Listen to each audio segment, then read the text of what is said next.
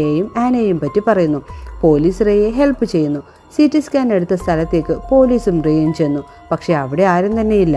രാവിലെ ട്രീറ്റ് ചെയ്ത ഡോക്ടറും അവിടെ എത്തി. അയാളും പറഞ്ഞു ഹെഡ് ഇഞ്ചുറിയായി റേ ഒറ്റയ്ക്കാണ് ഇവിടെ എത്തിയത്.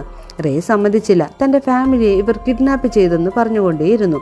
ഹോസ്പിറ്റൽ CCTV ചെക്ക് ചെയ്യുന്നു. അതിലും അവരെ കണ്ടില്ല. ഡോക്ടർ പറഞ്ഞു റേയുടെ മെൻ്റൽ സ്റ്റേറ്റ് കറക്റ്റ് അല്ല എന്ന്. പോലീസ് റേയും കുട്ടി ആക്സിഡന്റ് നടന്ന ഗ്യാസ് സ്റ്റേഷന്റെ സ്ഥലത്തെത്തി.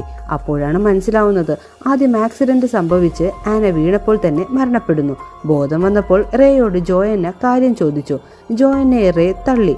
ആ വീഴ്ചയിൽ ജോയന്നയും മരണപ്പെട്ടു. താൻ കാരണം തൻ്റെ ഫാമിലി മരണപ്പെട്ട സത്യം ഉൾക്കൊള്ളാൻ റേക്കായില്ല. റേയുടെ ഹാലൂസിനേഷനിലാണ് ഭാര്യയും മകളും ജീവനോടെ ഉള്ളത്. റേ വിചാരിച്ചു അയാൾ അവരെ രക്ഷിച്ചെന്ന്. ഇത്രയും സമയം ജോയന്നയുടെയും ആനയുടെയും ഡെഡ് ബോഡി റേയുടെ ഡിക്കിയിൽ ഉണ്ടായിരുന്നു.